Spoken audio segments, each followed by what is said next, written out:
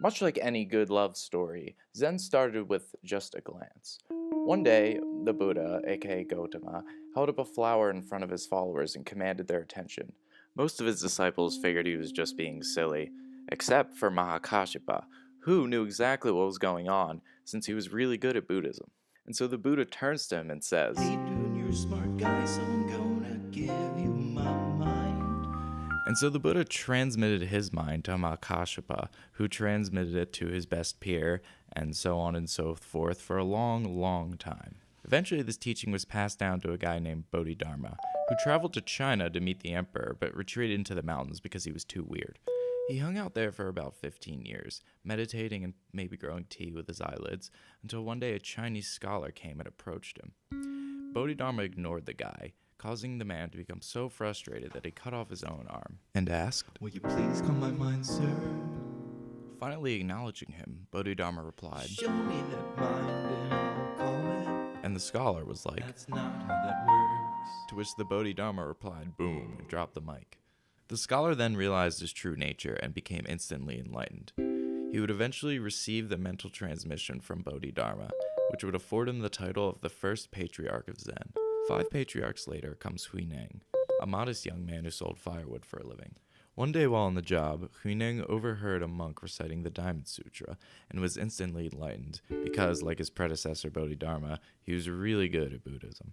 So he approached the monk and asked him for directions to the local temple. He went there and became a follower of the 5th patriarch. One time during his stay, the patriarch decided to have a poetry competition. But his followers were too lazy and they didn't want to submit any poems, so they pressured the eldest, Shenshu, into submitting a verse. He wrote, The body is like a Bodhi tree, the mind's like a bright mirror stand. Be always diligent in rubbing it, don't let it attract any dust. Huineng heard this verse and thought, psh, I could do better. So he did, by writing, Bodhi's fundamentally without any tree. The bright mirror is also not a stand. Fundamentally, there's not a single thing. Where could any dust be attracted? Huineng's verse was so dope that the 5th patriarch decided to transmit the sacred mind to him. He gave him the bowl and robe that gets passed down from one patriarch to the next, and told him to leave as quickly as he could, for the others would probably be jealous and chase him down.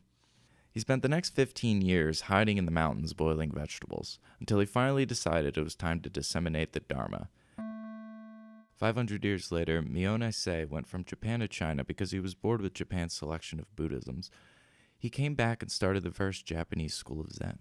100 years after that, a guy named Dogen got bored with Eisai's Zen, so he traveled to China to find a more better Zen.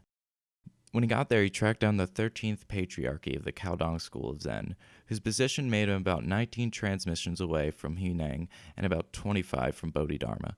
The patriarch transmitted the mind to Dogen, who then returned to Japan to translate these teachings and write an awesome book. Zen flowered in Japan for a while, but things started to go downhill once the different sects got very petty and started fighting each other. In the 1500s, the new emperor Oda was annoyed by the Buddhists and thought it would be fun to suppress them. A lot of the emperors who succeeded him also really liked doing this. Zen continued to get sand kicked in its face until after World War II, when the imperialist government was removed.